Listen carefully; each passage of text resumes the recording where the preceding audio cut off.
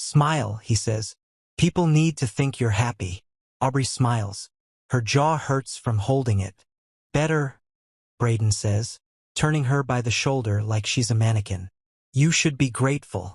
Without me, you wouldn't even be standing in a room like this. 100 people in silk and cufflinks watch him do it. Nobody looks away. Nobody steps in. Everyone, Braden calls out, raising his glass. Meet my fiancée, Aubrey. Doesn't she look like old money tonight? Laughter ripples through the ballroom. Funny thing is, her mother spent the last 15 years scrubbing my mother's kitchen floors. That dress on her back cost more than her mom saved in her whole life. So tell me, shouldn't she be thanking me instead of standing there looking proud? The room laughs harder. Aubrey doesn't move, doesn't cry, just stands there in a $5,000 dress, being auctioned off in front of strangers by the man she's supposed to marry in 3 weeks. Nobody in that ballroom knows her real name isn't even the one on the wedding invitations. Nobody knows the truth is about to blow this family apart. And it starts with a mother who has one secret left to keep, and a father who doesn't know she exists. 12 weeks earlier, Braden Voss steps off a plane from London wearing a jacket that costs more than most people's rent. His mother, Roxanne, is already crying happy tears at arrivals. Look at you, she says, squeezing his face. Even more handsome than you left.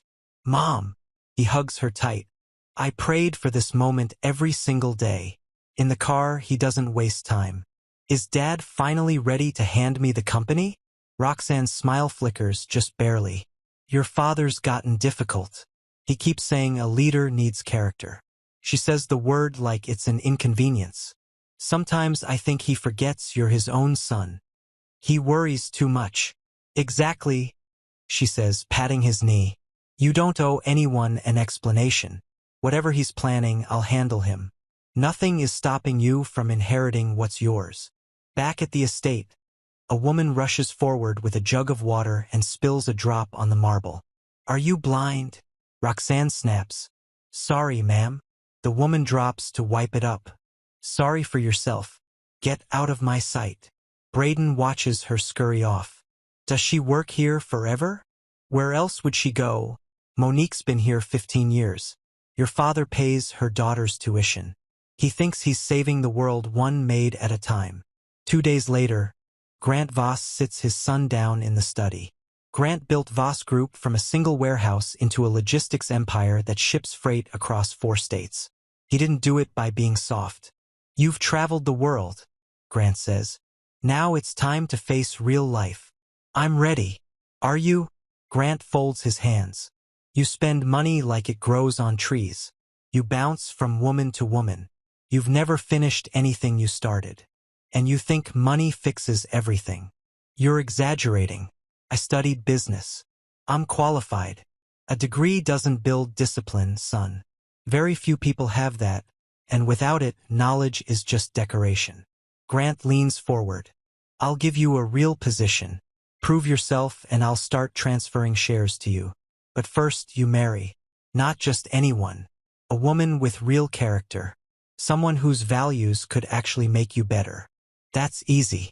I can bring one home next week. Not your kind of woman, Braden. Spoiled. Careless. I'll be checking. You have 3 months. Bring me a woman of character, and everything I've built is yours.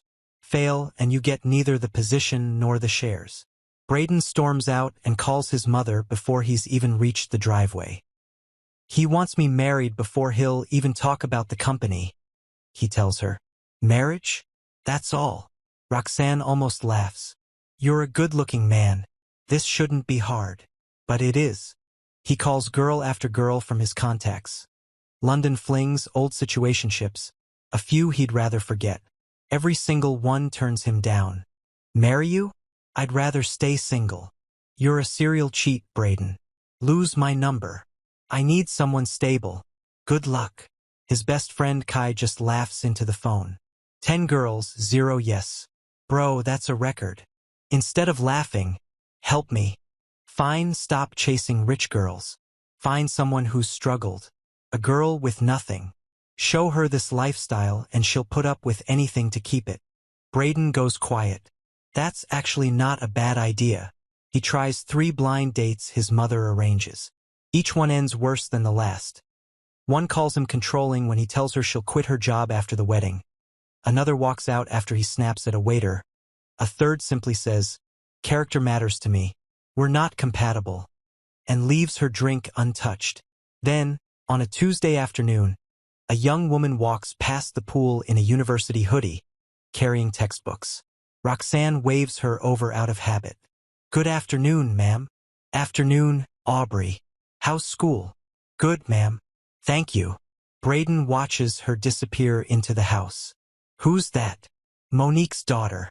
Comes home most weekends. She's in her 3rd year." Braden's whole face changes. "Mom, I found her," he says that night. "Aubrey, Monique's daughter. Respectful, quiet, exactly the kind of woman Dad wants. If I marry her, he can't say no." Roxanne's smile is thin as paper. "Braden, she's the housekeeper's daughter. People in our circle will laugh. I don't care. I'm not marrying for love. Once I get the shares, none of it will matter anyway." Roxanne studies him for a long second, then nods. "Fine, I'll support it. But hear me clearly, her marrying you does not make Monique our equal. Not now. Not ever." That's all I wanted to hear. Monique is summoned the next morning. "My son wants to marry your daughter," Roxanne announces, like she's handing down a verdict. "Ma'am, are you certain? Master Braden isn't an easy person. You should be grateful. Do you know how many women would kill for this? Instead of thanking God, you're finding fault." That night, Monique sits Aubrey down, hands shaking slightly.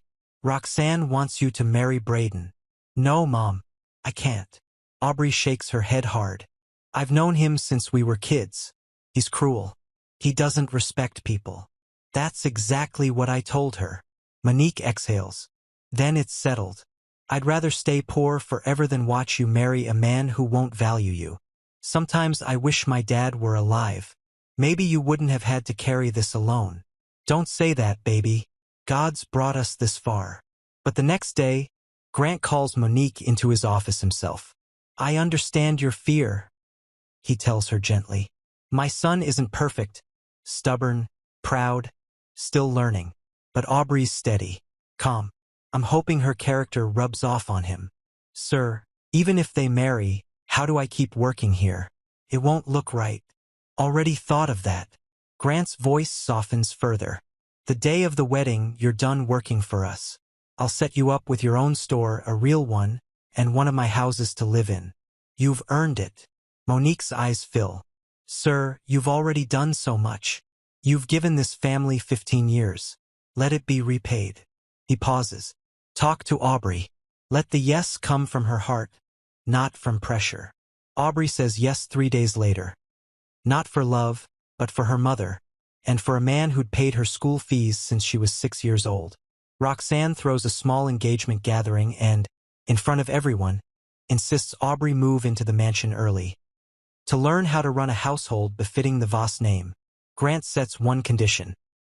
Separate rooms, a new housekeeper assigned just to Aubrey, and a warning aimed straight at his son. "If I hear you've made her regret this, you'll answer to me." Braden agrees to all of it. He doesn't mean a word.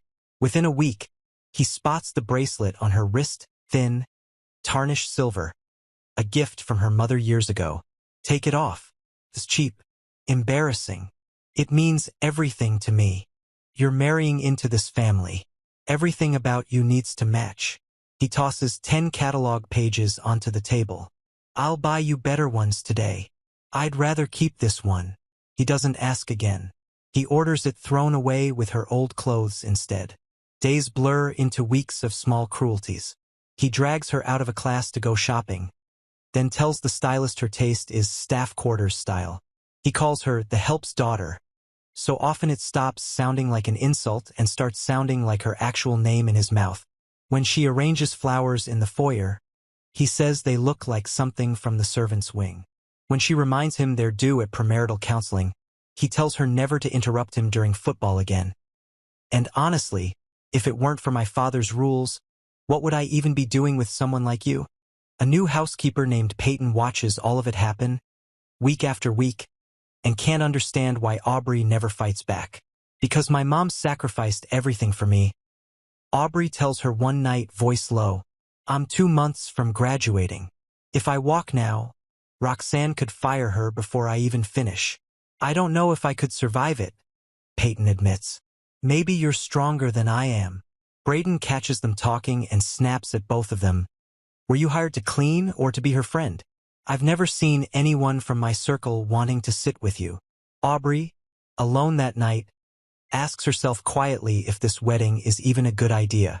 Brayden hears the doubt in her voice the next day and shuts it down cold. Don't even think about embarrassing this family. If this wedding falls apart because of you, my mother will make life miserable for you and your mother both. Roxanne's birthday arrives, the biggest event of the social calendar, and the one place Aubrey is meant to be paraded like a trophy.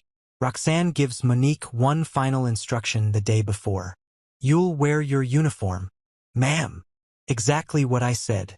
Just because your daughter's marrying my son doesn't make us equal. Know your position. You've served this family 15 years. One engagement doesn't erase that. At the party, Monique moves through the crowd with a serving tray, invisible in the one room where her own daughter is the guest of honor. Peyton watches Roxanne humiliate her in front of guests. I must say, that uniform suits you. And something in her finally breaks. Then Brayden takes the microphone. He says it all, the mop bucket, the dress that costs more than a lifetime of savings, the joke about gratitude in front of 200 people. The room laughs on cue. Monique steps forward, voice shaking but steady. Enough. I've watched you humiliate this woman every single day. I stayed quiet because I thought you'd grow up. You think you're better than her because you were born rich? No, you're just lucky. Money doesn't make you a better human being. A real man doesn't humiliate the woman he's supposed to love. Tonight you've only proven you've grown in age, not character. How dare a maid speak to my son like that? Roxanne hisses. Peyton steps between them. She's right. Enough is enough. It's Peyton's phone that ends up recording it. Not Brayden's speech, just Monique's face and the laughter behind it. Roxanne calls the police herself before the night is even over. Peyton is arrested in front of the remaining guests, and by morning the clip has 3 million views. Brayden's own words are nowhere in the footage. Only the laughing crowd, and one maid finally saying no. The backlash is instant and enormous. Strangers online call Monique brave. They call Roxanne a name that trends by noon. Brayden's face is dragged through every comment section in the country. Nobody recorded my part, he tells Kai, almost relieved. Just her. Doesn't matter, Kai says. People think you're the villain now. You need to remind everyone who's in charge. So they build a plan. Force Monique and Aubrey to record an apology. Publicly. Live. Undeniable. Roxanne loves it. Say Peyton doesn't speak for your family. Say you're grateful. Say it clean. Roxanne instructs, standing just off camera. Post it. Let the whole country see nobody humiliates the Voss family and gets away with it. Aubrey's voice shakes through every sentence. Her eyes are wet the entire time. Monique's hands never stop trembling. The video goes up. It does not go the way Roxanne planned. Look at her eyes. She's being forced. This isn't an apology. This is intimidation. They had a girl arrested for defending someone. That's not justice, that's power. Grant watches the clip alone in his study, jaw tight, and for the first time in 12 weeks, says nothing to anyone at all. 2,000 miles away, a man named Desmond Cade is halfway through breakfast when the video autoplays on his phone. He almost scrolls past it. Then he sees her face. Not Aubrey's, Monique's. He sets his coffee down so hard it cracks the saucer. It can't be, he says out loud to no one. It can't be her. He hasn't seen that face in over 20 years. Not since the week he flew out for business and never got the chance to say the things he meant to say. His assistant finds him staring at the frozen frame an hour later. Sir? Everything all right? I need everything you can find, Desmond says, voice flat and cold in a way his staff has never heard. The Voss family, and a woman named Monique. Today. By nightfall, he has it all, the 15 years, the dates that line up exactly with the month he left the country, and one more name buried in the middle of the file that stops his heart completely. Aubrey. Age 22. Currently engaged to Braden Voss. Desmond sits alone in the dark for a long time. 22 years old. His daughter's age almost to the month. He doesn't call ahead. He shows up at the Voss estate the next morning, and he doesn't sit down when he's offered a chair. "I'm not here for pleasantries," he tells Grant. "I'm here for a woman named Monique." Roxanne's face goes the color of ash the second Monique steps into the room, and Desmond says her name like it still hurts to say it. "After you left," Monique tells him, barely able to look at him, "your mother found out I was pregnant. She told me I wasn't good enough for her son, that she'd already chosen someone else for you. She said if I ever came back or tried to reach you, she'd make sure I disappeared. I had no choice. I ran. My mother told me you died," Desmond says, and his voice cracks on the last word. "In an accident. I believed her for 20 years. Aubrey," he says. "Is she?" "She's yours," Monique says. "She's always been yours." Roxanne tries to speak. Desmond doesn't let her. "You will pack your things," he tells Monique. "And you and my daughter are leaving this house today." Braden finds his father alone that evening, staring out at the grounds. "Dad, I didn't know she was his daughter." "That's not the point," Grant says without turning around. "You should have treated her with dignity regardless of whose daughter she was. Instead, your cruelty is what led her back to her father. Do you understand what that means? Your worst moment became someone else's miracle. What happens to the company? Desmond's one of our biggest shareholders. If he pulls out, that's not your biggest problem right now," Grant says quietly. "There is no wedding, Braden. There was never going to be one after what you did to her in that ballroom. I would have called it off myself even if her name were still Aubrey Pruitt and nothing more." Aubrey stands in a house twice the size of the one she's leaving, and for the first time in months, nobody tells her to smile. "I know it wasn't your fault," she tells Monique quietly. "You were protecting me. I should have told you the truth. You told me enough. You told me who I was, even when you couldn't tell me whose I was." Aubrey looks at her mother for a long moment. That's the part that was always true. Desmond finds them on the porch that night. "I have wasted 22 years, he says. "I don't intend to waste a 23rd. He turns to Monique. "I never remarried out of love. Only obligation. When my wife passed, I buried myself in work because there was nothing left to come home to. Then I saw your face on a screen, and everything came back at once." His voice drops. "We have lost 25 years, Monique. I don't want to lose another day. Marry me." Monique doesn't answer with words. She doesn't need to. Braden shows up 3 weeks later, uninvited, to the small courthouse wedding of Monique and Desmond Cade. He stands at the back, watching the woman his family once made wear a uniform to her own daughter's engagement party now walk down an aisle as the bride. Afterward, he finds Aubrey by the door. "I'm sorry," he says, "for all of it. I've had time to think about the kind of man I want to be, and it isn't the one I was." "I don't hate you," Aubrey says, and means it. "If you hadn't done what you did, my mother might still be scrubbing floors, and I might have spent my whole life never knowing my father's name. Something good grew out of the worst thing you ever did to me. That doesn't make it right. It just means I don't have room left to hate you." He nods, throat tight, and doesn't trust himself to say anything else. Later that week, he tells his father he doesn't want the company. "Not yet, not like this. I want to work somewhere I have to earn it. I want to know what I'm worth without your name attached to it." Grant looks at his son for a long moment, the first real pride in his eyes in years. "Those are the words I've been waiting 12 weeks to hear." Peyton gets her charges dropped within days. Desmond makes one phone call, and it's over before the ink dries. A week after graduation, she opens an offer letter from Cade Holdings with her name typed at the top. "You didn't have to do this," she tells Aubrey. "You stood up when everyone else in that room just laughed."